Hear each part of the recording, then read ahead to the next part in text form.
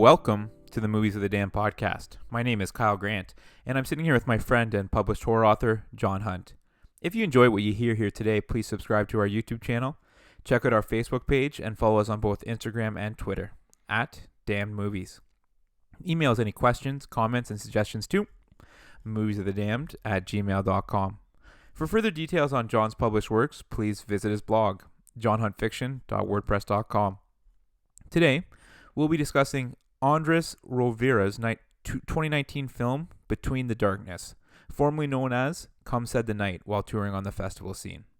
The movie follows 13-year-old Sprout as she vacations on the anniversary of her sister's death with her highly religious father Roy and brother Percy at a secluded retreat in the forest.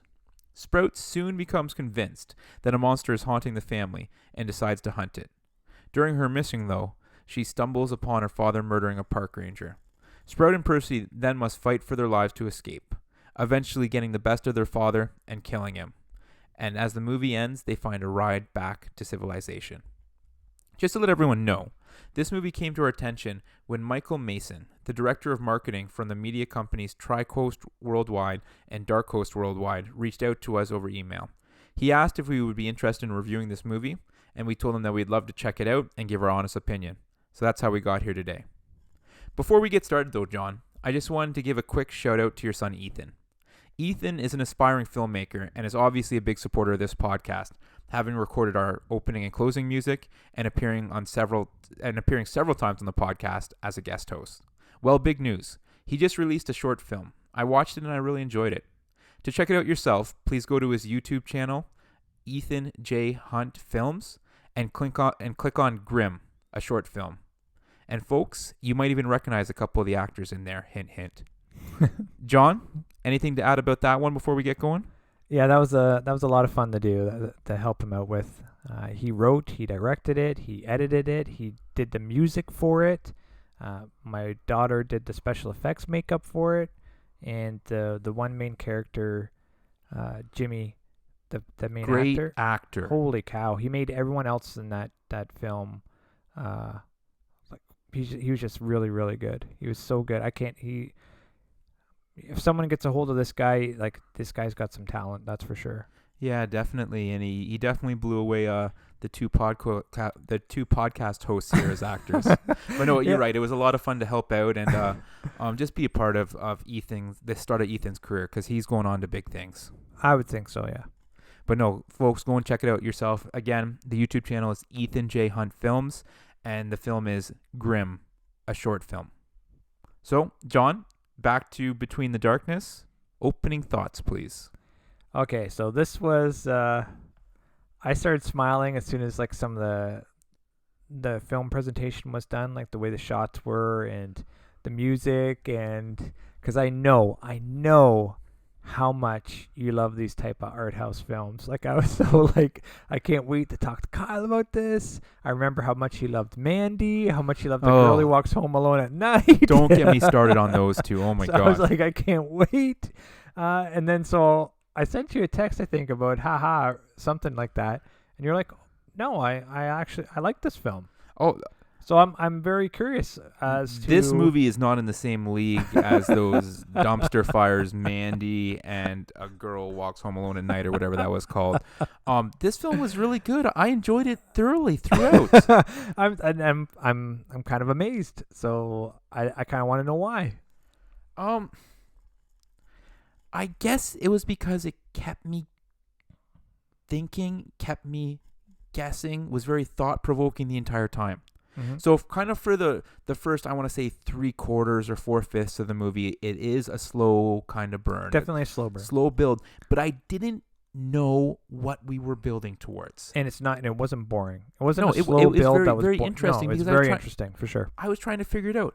I didn't know if we were just watching kind of like a religious cult type of movie. Mm-hmm. I didn't know if we were watching kind of a paranormal movie. Mm-hmm. I didn't know if we were watching kind of a movie about like going through sorrow, mourning, mental health issues. I didn't even really know what time period it was in. No, like I thought it was the present day. Yeah, I know. I did too as well. But then, some of the clothes they were wearing, the things they were saying, where they were living, like it just no technology. It just seemed very. I think it just had to do. My personal opinion had to do with kind of like their religious beliefs and Well, how you know, he had it was the family dad living. definitely isolating his family and keeping the outside world out. No, I get that, but it's still like just the way that they. I just didn't know really what time period it was because there was nothing around that was contemporary. No, I guess the only argument to that would be the like the Rangers walkie-talkie or something like that. But you're right, there really wasn't. Mm-hmm. Um, Rangers have had walkie talkies for a long time. no, man. fair enough, decades, right? I'm just saying is all. But I was just really interested the entire time because I was trying to figure it out. I'm like, what is going on here? Is she losing her mind? Is there mental health problems? Is there actually like a monster or a spirit? Mm-hmm. Or is this just going to be one of those things where like he's so overly religious, he ends up hurting the kids or hurting someone else? Yeah. And we kind of got the last one there with a little bit of his crumbling mental health as well. Yeah. So I knew from, once the older daughter was introduced and how they didn't really like to talk about it. I knew the dad killed her. Oh, really? You well- predicted that right away? Well, he had to. There's no other explanation for it. Well, I thought maybe she got sick or something like that. I had no idea. I don't know what happened to the mother. I'm curious about that.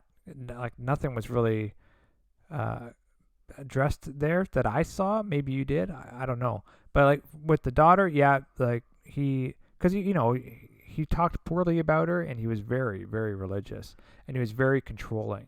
Like if you're not going to have TVs or radios or anything where you can communicate, and you're not going to have your kids going to any public school, this is like, to me, it looked like the domestic violence things that you see, the things you see, right, where they isolate you from your family and friends so they can do what they want to do to you without you ever having outside help. Yeah. Right. So that's what it looked like to me, and I thought for sure this guy killed the daughter. And so when it was revealed that he you saw him kill the ranger son Max, Mm-hmm. and then kind of tie up Sprout there. Mm-hmm. And it was revealed there that he killed the older sister. And Yeah. I thought just based on seeing all that, and then the way he talked about the mother as well, to me that meant that he killed the mother as well. But you're not sure, and it doesn't really matter either. Yeah. So I wasn't sure, and I like to be sure. Yeah. But at the same time, because of the stuff that Sprout was seeing, like the visions, Mm-hmm. I wasn't 100% sure where it was going. Yeah, right? well, Because of the so you hear what I'm Gorgon. saying about like, is this a paranormal movie, right? Yes, so the Gorgon and all that type of stuff. Like, so normally when they have stuff like that and it's part of your religious thing, it's usually because some residual guilt that you're feeling. So for me, it was like she knows her dad did something to the daughter. She knows that he was involved, but she can't verbalize it and she doesn't want to believe it. So she's creating this other kind of monster.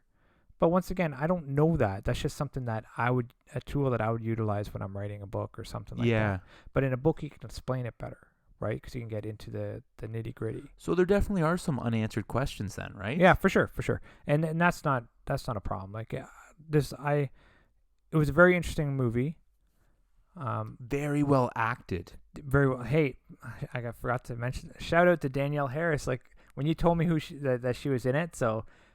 Some of you other horror nerds might know her. She's from Halloween 4. She was young Jamie Lloyd from the Return of Michael Myers. She was in Halloween 5, when he in the sequel to Halloween 4, obviously. And then she was in the Hatchet series movies.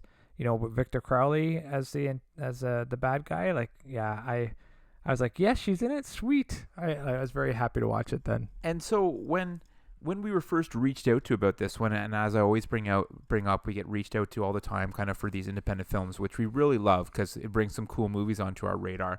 But as soon as I saw who the two lead stars were, I'm like, oh my gosh, this is like a bigger movie. Like having her in it, Danielle Harris, and then having Lou Temple in it as well. Mm-hmm. Very, very cool. Another movie that we just talked about on the podcast that they were both in. Any idea? They played bit roles. Danielle Harris was in it? Yeah. And Lou Temple. Once Upon a Time in Hollywood. Oh my God, you're right. They were both in it. So he played one of the land pirates on Lancer, and she played Manson family member Angel. Oh my god. And I just thought that that was so cool. Again, so these two actors are just in a Tarantino movie, Yeah. and now we're being reached out to kind of review like another one of their movies. Yeah. So it brought a smile on my face. I thought that was really cool, Well, and for I was sure. kind of pumped to watch this one. Yeah, well, and it's like they did a great job in it. Like they did great acting. Like this is very well acted. Even all the kids in it, like everyone was really did a really good job. I really believed. So Lou Temple plays Roy, the father. His descent into madness. I really kind of believed when I saw kind of like his mental health kind of crumbling, and he's kind of struggling with his faith, and he's like going through these like almost like monologues when he has like Sprout tied up. I thought that was done so well. Oh, that was very very well done. I don't think it was a descent into mental illness though. He was there the whole time. Okay, He was there the whole time. but so but obviously something I was more confused. Well, cracked because then he started like going with violence against these people. no, like he was always violent, Yeah, I Right? guess he's had these outbursts in the past. Okay, right? He killed his daughter. and got We- away with it. We Obviously, think he killed his mom, yeah. right, or his wife, right? And it's one of those things with the like. He killed the ranger because he felt guilty about what he was doing, and he called her. Do you know a lot of Greek mythology? Not a ton. So I know a bit, right? So it's the succubus, right? So it's like supposed a lot of old like ancient mythology. Some of the old ancient mythology is really quite misogynistic. So whenever a man made a bad decision, it would be blamed on a woman, right? Oh, seriously? Well, that some of the Greek stuff, like ancient Rome, was very misogynistic. Some of the Greek stuff was very misogynistic. Before Rome came to England and stuff like that, a lot of their tribes would have women rulers, and because it wasn't to seem as a problem for women to have power, but these other societies did, right? So, he called her succubus, and that's just someone who it would have been a creature from Greek mythology that seduces you and makes you do things that you don't want to do, but you do them anyways because you're lulled into it, right? So that's what he called her, and you know, like so she made him do something he didn't want to do, and then he had to kill her because she was evil as a succubus, right? So it's all about that.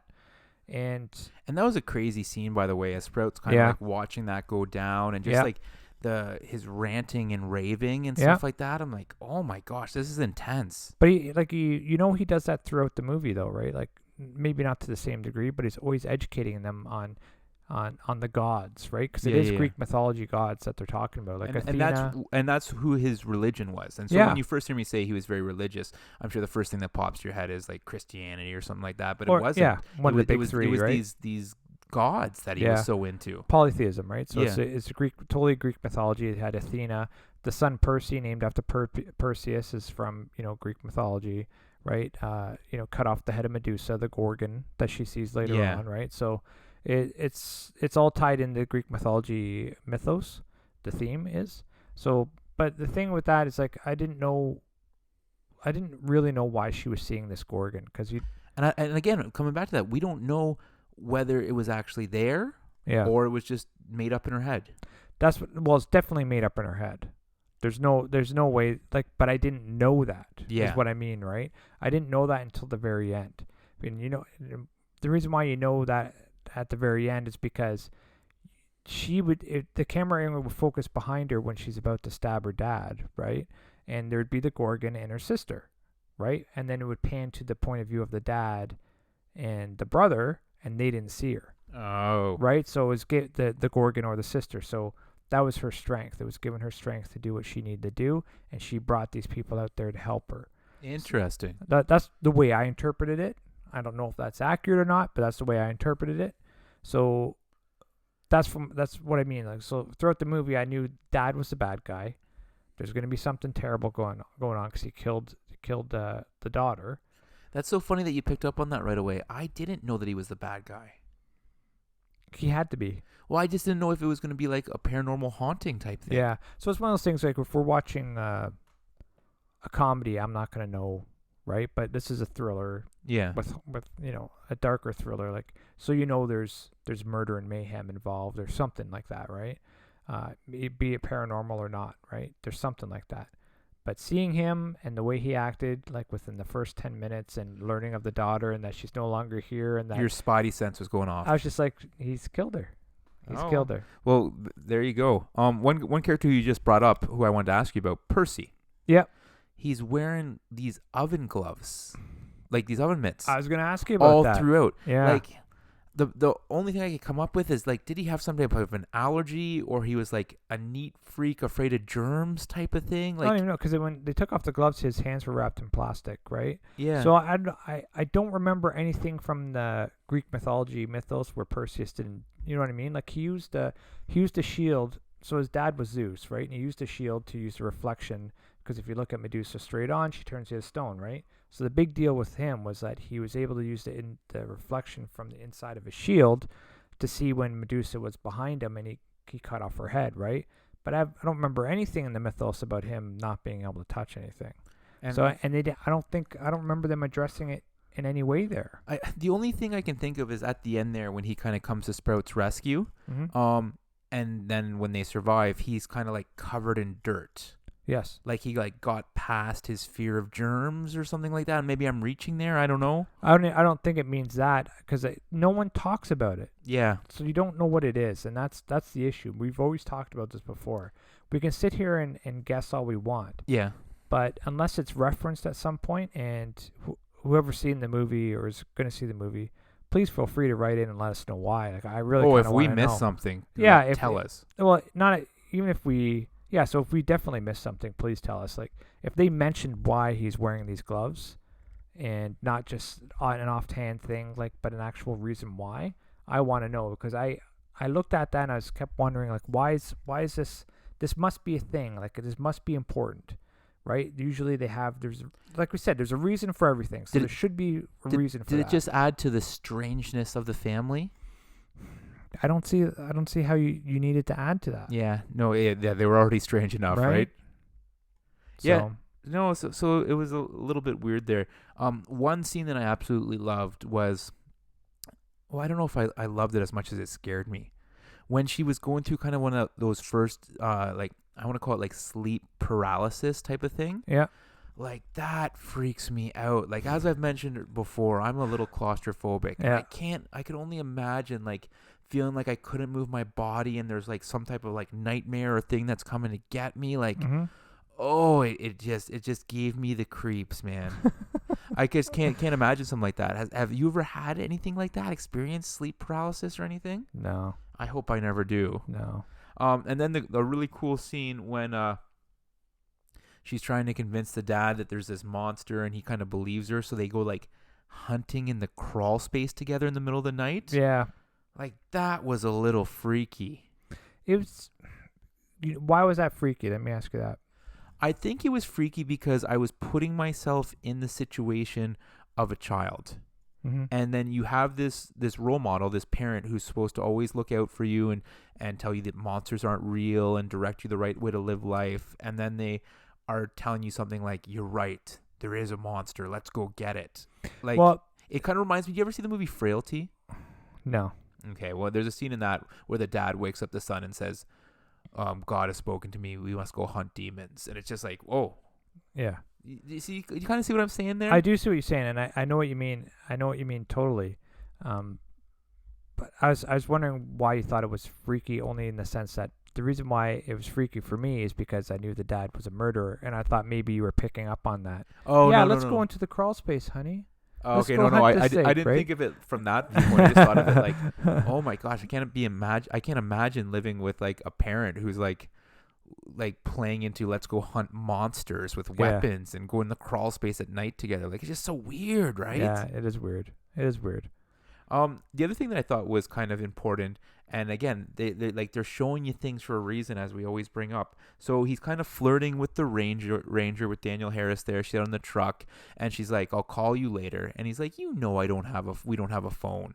And I thought that was really important because like it didn't come across as corny, but I'm like, this is gonna play into later as to why like they'll need the phone and there won't be one type of thing. Well, yeah, we've always talked about this. Like, you always have to have in 2019, which that should have given me an idea of the time period. But even then, like rotary phones, right? Yeah. But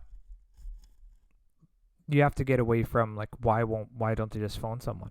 Yeah. So you have to explain that away. Because again, once Percy made Roy the dad pass out, he could have just like called for help, but there Mhm. wasn't a house phone, right? So I'm Yeah. glad that they covered that off. Yeah. And then I thought another cool scene was kind of like, so the ranger brings her son Max over because Roy thinks Percy needs to hang out with another boy, but then obviously Sprout has kind of like that crush on him. Mhm. So that one scene, and it was so awkward when Sprout is kind of going up to him, and you can tell they both like each other and they're trying to flirt, but it's so awkward. They don't know what to tell each other. I just thought that writing, that acting was so good, so real, and it just like it made you cringe, but it's just because everybody has gone through that at some point in their life. Yeah, It was for so sure. real. Yeah, they showed an experience that you could easily make personal, or because you've already experienced it. You know what I mean? So then you're going through the awkwardness with them, right? So I thought that was a good scene as well. I really liked it when he said, there's no monsters, and she's like, yeah, there are. Yeah. I was like, that's the best, right? She was genuine. She was totally Because that's what she grew up being told all of her life, right? And as you talked about before, the family had been secluded, so like she didn't really get these outside perspectives of being like, like the way you guys are living isn't really like everyone else, right? Yeah. And so she just didn't have that perspective in life. Yeah, that's true. One thing I wanted to ask you. So this film obviously is now Between the Darkness, and it was formerly, when it was kind of on the circuit of a festival, it was called Come Said the Night. Mm-hmm. Both of those titles are over my head. Can you see how either one kind of relates to the movie Between the Darkness or Come Said the Night? I just, not that it's a huge issue, but usually like the title means something significant towards the movie. I didn't really get either one. I don't know. So what was her name? Her name was Alma, right? At the very end, they said her name. Oh my gosh, they did. It was Alma. Yeah, okay. So it was Alma, and what was the dad's name? Roy? Roy. And then there's Perseus, and then Magda, which is just it's a regular Greek name. So I don't know, like, so it's nothing tied to the names. I don't know. No, I don't know. There's nothing really that was there. That was really there. It's maybe the Gorgon she kept seeing was the darkness of the night. I don't know. Yeah, no, I'm not sure either. I just thought I would bring it up to see what your thoughts are, see if it meant anything to you. I would recommend watching this movie. It was a good movie. It was an interesting one. I have some stats for you here, John, but not a ton. Yeah. Rotten Tomatoes right now, sitting at 75, but there's only been 4 reviews, so 3 out of 4 liked it. Yeah. The audience score is 100, but only 9. So only 9 audience. Yeah. Okay. So far. Yeah. So it's like it's a pretty low sample size so Yeah. far. Don't have anything for budget or box office. It's not in theaters. It's kind of going straight onto streaming services. It was released on August 20th to a bunch of different platforms: Amazon, iTunes, In Demand, DirecTV, Vudu, Fandango, Vimeo on Demand, AT&T, Google Play, and Sling Dish. But IMDb, 5.8 out of 10. Yeah. 61 reviews on that one. Okay. I thought that was a little low. Like, I would have given this more than a 5.8, obviously. Well, what would you give it? Probably in the 70s. Yeah, I would agree with that. Because it was a good movie. Now, it wasn't like my favorite movie of all time, but I was entertained throughout. And maybe what some people wouldn't like is that it did have that slow build. But I just thought that last 20-ish minutes was so worth like the time that you spent with that slow build. It was like such like a bit of a switch to just when you see the dad just like lose it. Well, it was mostly character development, right? So showing, you get little pieces of who these people are through their actions, right? So you get little pieces of who the dad is, and then who the son is, and who Sprout is, and all that type of stuff. You get a little background on Magda, the sister, and you need all that in order for the ending to make sense. So it's more like, I like that all that part, because it was, even though it was a slow build, there was a purpose to it. There was a method to it. There was a reason for it all, and I thought it was,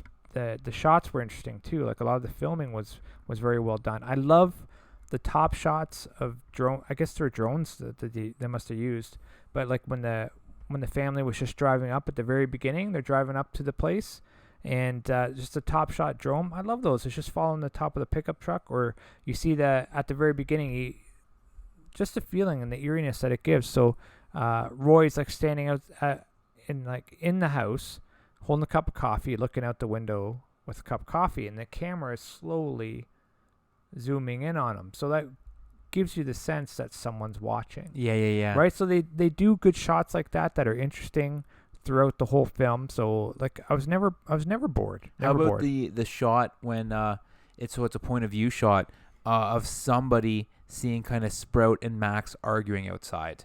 Yeah, and then they kind of come back to that shot later and show that it was Roy who then went and killed Max. Yeah. So yeah, I didn't know it was Roy that was watching it, but I thought it was a good shot because you don't really need to know the content. You knew what they were arguing about. Yeah. You already knew that because it went outside from inside. So you didn't. Yeah, they were in the crawl space, weren't they? Yeah. So you didn't really need to see that, but you got to see how mad they were at each other and how one stormed off. It was really, like you said, there's a lot of good shots like that. I really liked that shot, actually. I think I noted that one. I enjoyed that one. And so, like I said, it's not boring. And if there are you art house people out there that like it, has an art house feel to it, even though... Yeah, even though I liked it, but I wouldn't say this one was like complete like artsy. Like when I look at something like Mandy and A Girl Walks Home Alone at Night, they were like artsy the entire time without a payoff. This one was a little artsy at the beginning, but then had a action-packed last 20 minutes. And so I guess maybe that's why I love this movie. Well, yeah, and I think the ending was a good payoff for sure. And but what about at the very end though, when Sprout and Percy have killed the father, and they're kind of walking looking for help, and they stumble upon the road, and that car comes by, and then there's like, it seemed like longer than needed interaction with the people in the car. I would 100% agree with that. What was that about? Was that over my head? I don't know. I think they're trying to, because the son had like the shadow of the dad walk by or whatever, right? There's some sort of thing like that. I think it was just trying to give you the feeling that it's not over yet. Oh. Right? But I don't know. But it's trying to give you that sense that, yeah, they're in the car with these people, but they're not safe yet. That type of thing, right? Yeah, I just thought that the interaction was weird. Like, all you needed was, oh my gosh, do you guys need help? We'll get you to the ranger station. But it was like a lot longer than that, and a lot more like back and forth between the people. Like they're measuring these two kids whether or not they would help them or not. Yeah. No, I saw that as well, right? And then he plays them a song. Yeah. And right? I think that's the part where it's like they're taking you out of the movie, right? The movie's over. We're going to take you out with this weird song at the end because it had something to do with something like your father or yeah, something, right? It had something, you know what I mean? So it's just too much of a coincidence for me, right? Right. Like, let's just play that song at the end credits. How about that? Yeah. But I think they're just starting the end credits early without actually showing the credits. I think that was the purpose of it. Makes complete sense to me. Well, buddy, anything else to add on this one? No. All right, folks. Well, please subscribe to our YouTube channel. Check out our Facebook page and follow us on both Twitter and Instagram at Damn Movies. We want to hear what you thought of today's podcast and any suggestions you have, especially in terms of what movies you would like us to discuss next. Send us an email to moviesofthedamned@gmail.com. Please also check out John's full-length novels. His first two novels, Dollhouse and The Tracker, are Amazon bestsellers, and his new novella, Balance, is also available on Amazon. You can pre-order John's newest full-length novel, Off the Grid, right now at blackrosewriting.com. For further details on John's other published works, please visit his blog, johnhuntfiction.wordpress.com. Thanks for listening, and we'll see you next time. Yeah, everyone, appreciate you guys listening. Have a great week, and be kind to everyone.